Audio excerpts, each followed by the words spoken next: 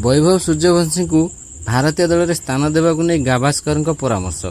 नमस्कार दर्शक बंधु, वैभव सूर्यवंशी भारतीय क्रिकेटर एक नुआ नाम, किंतु तांको प्रतिभा तांको अत्यंत कम समय चर्चार केन्द्रबिंदु में पहुंचाई। से तांकर आक्रमणात्मक बैटिंग, निर्भीक मनोभाव एवं मैचर परिस्थिति को बदलाई देवार क्षमता पर चर्चित। विशेषकर आईपीएल एवं बयस भित्तिक क्रिकेट रे तांको प्रदर्शन अनेक विशेषज्ञ को प्रभावित करिछि।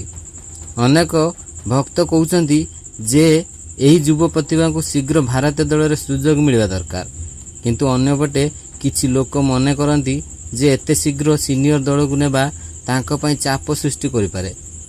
भारतीय क्रिकेट रे एक उदीयमान तारका वैभव सूर्यवंशी अति कम बयस जेपरि प्रदर्शन करिसेंति ता केवल भारत रे नुहे समग्र क्रिकेट जगत रे दृष्टि आकर्षण करिछि। किंतु प्रश्न उठुछि वैभव को एबे भारतीय सीनियर दल में स्थान मिलवा उचित कि? एही प्रसंग में भारतीय क्रिकेटर महान खेलाड़ी सुनील गाभास्कर जहाँ परामर्श देइछन्ति ताहा नै आजिर एही भिडियो रे आलोचना करिबा। तेबे भिडियो रे आगो को बढ़िबा, किंतु यहाँ पूर्व जदि आपण माने वैभव सूर्यवंशी को भल पाउछन्ति ताले दयाकर भिडियो को लाइक कर दियंतु एवं वैभव सूर्यवंशी को कौन भारतीय दल में स्थान मिलवा निहाती आवश्यक हेबे दयाकर निजर मूल्यवान मतामत कमेंट कर जणातु। तेबे आसंते जानिबा संपूर्ण खबर। दर्शक बंधु, भारतीय क्रिकेटर जीवंत किंवदंती सुनील गाभास्कर सबुबेले युव खेलाड़ी विकास को गुरुत्व दे आसिछन्ति। वैभव सूर्यवंशी के विषय में तांकर मत स्पष्ट। गाभास्कर मतरे केवल प्रतिभा थिबारु कोनोसी खेलाड़ी को तुरंत जातीय दल में नेबा उचित नुहे।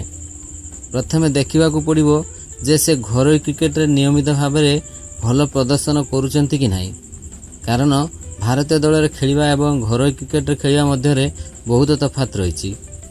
जातीय दल में खेलिबा समय चाप, आशा एवं प्रतियोगिता सबकिछि अनेक गुण बढ़ी जाए। गाभास्कर मतरे युव खेलाड़ी धैर्य बहुत आवश्यक। आमे अतीत रे देखिछु जे अनेक युव खेलाड़ी अत्यंत शीघ्र चर्चा को आसीथिले, किंतु लगातार भल प्रदर्शन करिपारि नथिबारु सेमाने दलरू बाहरी जाइथिले। सेथिपई गाभास्कर मने करନ୍ତି जे वैभव को प्रथमे निज खेल को आउ मजबूत करबा दरकार। विभिन्न पिच, विभिन्न बोलर एवं विभिन्न परिस्थिति रे सफल हेबा परे सीनियर दल को नेबा अधिक उचित हेबो। गाभास्कर केबे मध्य वैभव को प्रतिभा को नहीं प्रश्न उठाई नांती, बरं से स्वीकार करछन्ती जे हे युव खेलाड़ी भितर असाधारण क्षमता रही। तांकर शॉट खेलिबार शैली, आत्मविश्वास एवं बड़ बोलर को विरुद्ध खेलिबार साहस निश्चित भाव प्रशंसनीय, किंतु प्रतिभा को दीर्घस्थायी सफलतार परिणत करने समय लगे। यही कथा ही गाभास्कर पुणी थे स्मरण कराइछन्ति। आजिर दिन में सोशल मीडिया जेकोसी युव खेलाड़ी को राताराति तारका करिपारे।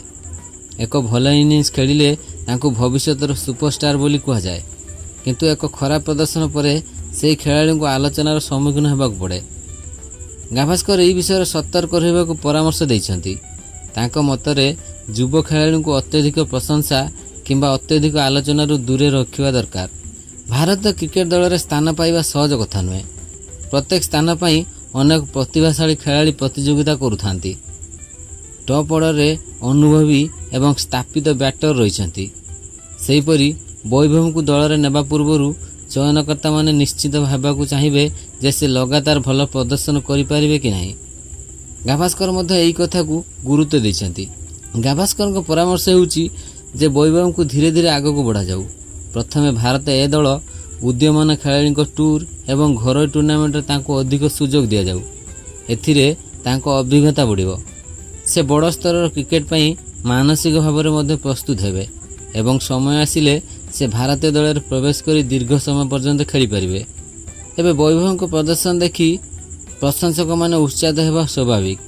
अनेक लोक तांको भारतीय क्रिकेटर भविष्य भाव देखुछन्ति, किंतु गाभास्कर मतरे प्रशंसक माने धैर्य धरिबा दरकार।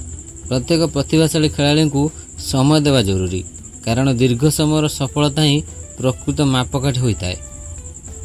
तेबे बंधुगण, वैभव सूर्यवंशी निश्चित भाव में भारतीय क्रिकेटर एक उज्जवल भविष्य। तांकर प्रतिभा, साहस एवं खेल प्रति दृष्टिभंगी तांको अन्य मानक ठारू अलग करिछि। किंतु सुनील गाभास्कर परामर्श हेउछि ଯେ ତାଙ୍କୁ ତୁରନ୍ତ ସିନିୟର୍ସ ଦଳରେ ନେବା ପରିବର୍ତ୍ତେ ଧୀରେ ଧୀରେ ପ୍ରସ୍ତୁତ କରାଯାଉ।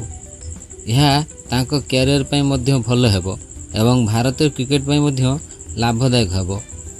ଆସନ୍ତା ଦିନରେ ବୈଭବ କେତେ ଦୂର ଯାଆନ୍ତି ତାହା ଦେଖିବା ରୋଚକ ହେବ, କିନ୍ତୁ ଏତିକି ନିଶ୍ଚିତ ଯେ ତାଙ୍କ ନାମ ଆଗାମୀ ବର୍ଷଗୁଡ଼ିକରେ ଭାରତୀୟ କ୍ରିକେଟରେ ବାରମ୍ବାର ଶୁଣିବାକୁ ମିଳିବ। ତେବେ ଦର୍ଶକ ବନ୍ଧୁ, ଭିଡ଼ିଓଟି ଭଲ ଲାଗିଥିଲେ ଲାଇକ୍, ସେୟାର ଏବଂ ଚ୍ୟାନେଲକୁ ସବସ୍କ୍ରାଇବ୍ କରିବାକୁ ଭୁଲିବେ ନାହିଁ ଏବଂ ବୈଭବ ସୂର୍ଯ୍ୟବଂଶୀଙ୍କ ପାଇଁ ଏକ ସୁନ୍ଦର କମେଣ୍ଟଟିଏ ନିଶ୍ଚୟ କରିବେ।